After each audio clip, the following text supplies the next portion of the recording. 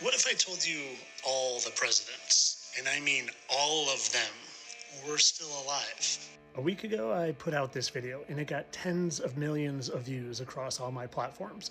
And when I said all of them, I meant all of them. And for those of you that didn't see it, I'm gonna catch you up real quick, and then I'm gonna continue to show you all of them. You Know Who and Miss Maxwell, and Andrew Jackson and Mrs. Jackson. Miss Maxwell, Miss Jackson, and like I always say, they bring their wives with them.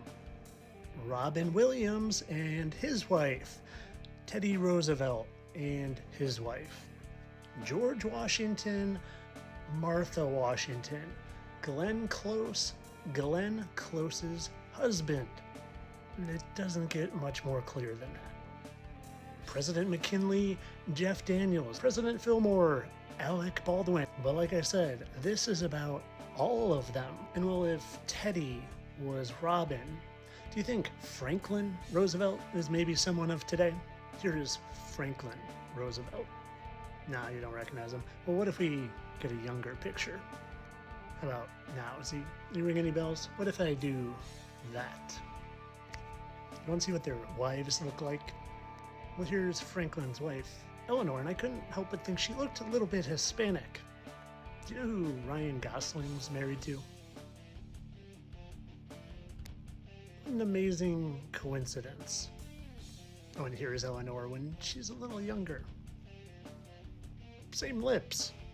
President John Tyler and actor John Cushing. They couldn't look more similar if they were looking in the mirror. Moving on to President Johnson. Does he resemble anyone to you? Well, what if we put him right next to Tommy Lee Jones? You want to see what their wives look like? Tommy's wife, Andrew's wife. And you know what I keep saying, right? They're not human. They're fallen angels, which are referred to as stars in the Book of Enoch. You know what else I also say is that they always tell us the truth. And listen what Walter White, aka Bryan Cranston, had to say in Breaking Bad. This one for you? Yeah, see, Presidente Grant, very important man. See? Presidente Grant, as in Ulysses S. Grant, who Bryan Cranston just happens to share an amazing resemblance to. But that's it, right? Just a resemblance. They couldn't at all be the same entity, fallen angel, who can shapeshift, but their scars and their markings remain the same because they're permanent. Ulysses S. Grant, Bryan Cranston. Special shout out to a few of my amazing subs on the FB platform because they actually found a few of these. It wasn't all me. But of course, all this for entertainment purposes. I don't really think that Martha Washington is Glenn Close's husband. And I definitely don't think fallen angels are here getting us to worship them in the political world, the music world, the TV world, the athletic world over the Most High Heavenly Father as revenge for banishing down here. I don't really think that. I'm a satire account. It's for entertainment only, people. Have a nice day.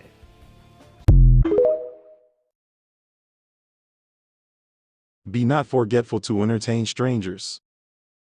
A warning in light of the Book of Enoch. The phrase from Hebrews 13:2, be not forgetful to entertain strangers, for thereby some have entertained angels unawares, is often quoted as a gentle encouragement toward hospitality. But when read alongside the Book of Enoch, it carries a sobering counterpoint. Because not every angel that appears is sent from heaven in righteousness. The watchers, when strangers were not holy. In the Book of Enoch, the watchers descend upon Mount Hermon. They appear in glory. They appear powerful. They appear enlightened. They are, at first, strangers. But they are not faithful messengers. They are fallen beings who teach forbidden knowledge, corrupt humanity, blur moral boundaries, present rebellion as enlightenment. They did not appear announcing corruption. They appeared offering wisdom. That is the warning. Hospitality without discernment. The biblical encouragement to entertain strangers assumes discernment. Enoch adds a layer of caution. Some beings appear elevated. Some teachers appear illuminated. Some voices claim higher knowledge. But not every messenger comes from God. The Watchers did not arrive looking monstrous. They arrived looking authoritative. And humanity received them. The pattern 1. A stranger arrives with compelling insight. 2. Forbidden knowledge is introduced. 3. Boundaries are softened. 4. Corruption spreads gradually. 5. Judgment follows. In Enoch's framing, the danger was not obvious evil. It was persuasive presence. A modern reflection. The warning is not about paranoia. It is about discernment. Not every charismatic voice is truth. Not every spiritual experience is divine. Not every messenger carries light. Some come bearing knowledge that inflates ego, disrupts order, or breeds rebellion, and only later reveals its cost. The Watchers were entertained. And the earth paid the price. So entertain strangers, yes. But test the spirit. Discern the fruit. Because history, at least as Enoch records it, shows that some who arrive in brilliance descend in corruption. That is the deeper caution behind the hospitality. Be not forgetful to entertain strangers. They are not who you think they are. And they have been here a lot longer than you realize. That's Andrew Jackson for the uninitiated. And that is Andrew Jackson's wife. Andrew Jackson's wife and Miss Maxwell. And like I said, they are not who you think they are. But it's not just them. It's all of them. They have been here a lot longer than you realize. That's General Patton. And these are a whole bunch of sports stars. Tom Brady, Larry Hagman, Houdini, Joe Burrow, Mickey Mantle, Christian McCaffrey, Kobe Bryant, Wilt Chamberlain, H.P. Lovecraft, Michael Phelps, Travis Kelce, the guy who created the Pony Express, Michael Jordan, and Jackie Robinson. It's all of them. Teddy Roosevelt, Robin Williams, who is supposedly dead but is now Uncle Pappy, who literally age reduced to become this guy, young Uncle Pappy, Blair. Viggo Mortensen, Kirk Douglas, Richard and Karen Carpenter, who are literally now Dexter, aka Michael C. Hall and Celine Dion. The entire cast of Seinfeld, who all used to be other known actors, stars.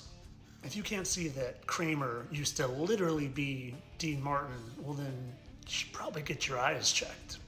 Do you really think Taylor Swift just resembles the Church of Satan's Zena LaVey that much? No, that's her. Do you really think Hugh Jackman just resembles country singer who died at age 33, Keith Whitley, that much? No, they're the same entity. They're not human. They're fallen angels who have been here all along. That's Rudolph Steiner, who became Keith Whitley, who became Hugh Jackman. That's Dale Earnhardt, who supposedly hit a wall, and that's Morgan Wallen. I don't just speculate on this. I don't just mash faces together and say they're the same. I provide evidence. Evidence like Morgan Wallen having a gaping scar under his right eye. Kind of like, exactly like, Dale Earnhardt, who hit a wall. A wall, Morgan Wallen. They're mocking you, and I'm trying to help you.